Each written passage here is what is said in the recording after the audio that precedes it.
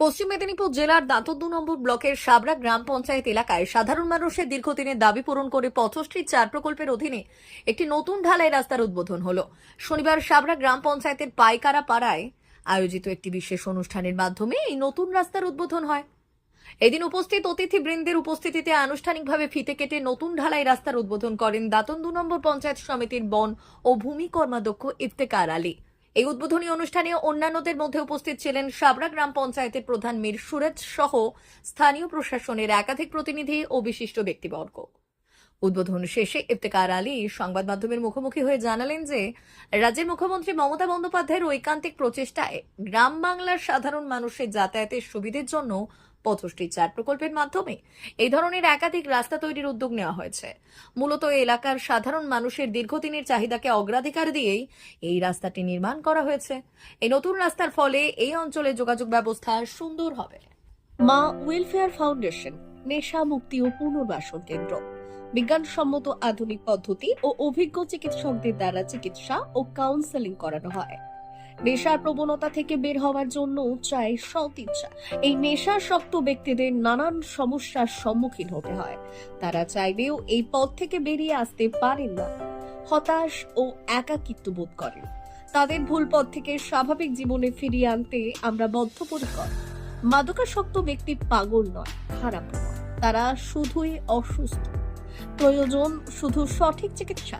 আপনার সন্তান কোথায় যায়, কাদের সাথে চলাফেরা করে, নিয়মিত স্কুল কলেজ যায় কিনা, অপ্রয়োজনে বাড়ির বাইরে থাকে কিনা, অস্বাভাবিক জীবন যাপন করে কিনা, আপনি যা অর্থ দেন তা সঠিকভাবে ব্যয় করে কিনা, পারিবারিক অশান্তি, শারীরিক অত্যাচার, স্ত্রী পরিজনকে অকারণে সন্দেহ, অবিশ্বাস, কর্মক্ষেত্রে অবনতি, মাত্রাতিরিক্ত আর্থিক চাহিদা বেড়ে গেছে, তার মানে আপনার প্রিয়জন তীব্র নেশাগ্রস্ততায় বা মানসিক সমস্যায় ভুগছেন।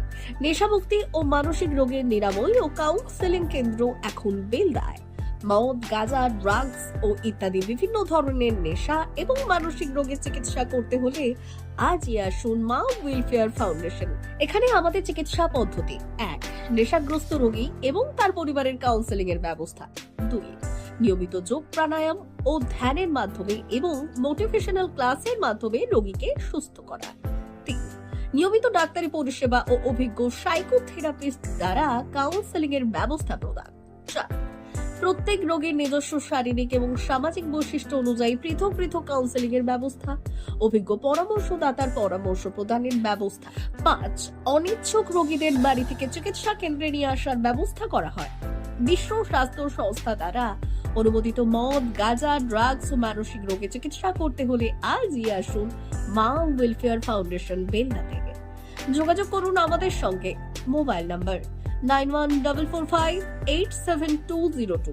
মা ওয়েলফেয়ার ফাউন্ডেশন, বেলদা, কেশিয়ারি মোড়, রেলগেটের কাছে, মোহাম্মদপুর।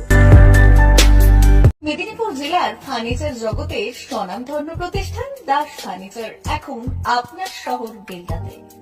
বিয়ে বাড়ি কিংবা বাড়ির সৌন্দর্য ফেরাতে আজই আসুন আমাদের মেগা শোরুমে। শপিং স্বাদ পূরণ করবে মেসার্স দাস ফার্নিচার, বেলদা, কেশিয়ারি মোড়, হসপিটাল যাওয়ার রাস্তায়, বিএসএল অফিসের পাশে, পশ্চিম মেদিনীপুর।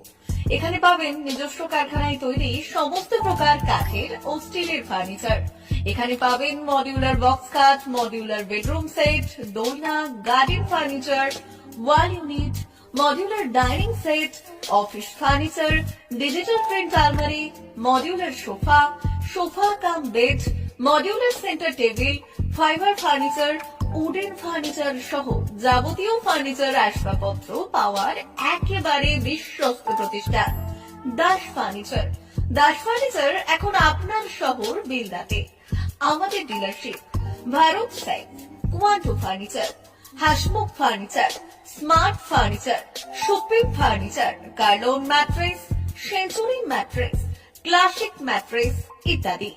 বিশেষ দ্রষ্টব্য: প্রোডাক্টের গুণগত মান ও দাম যাচাই করে মাল কিনুন। মেসার্স দাস ফার্নিচার, বেলদা, কেশিয়ারি মোড়, রেলগেটের কাছে।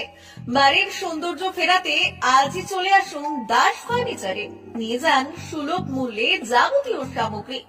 যোগাযোগ করুন 03229299933 অথবা 99 333-33-062 অথবা 700113-9426। আমাদের ঠিকানা বেলদা কেশিয়ারি মোড়, হসপিটাল যাওয়ার রাস্তায়, বিএসএল অফিসের পাশে, পশ্চিম মেদিনীপুর।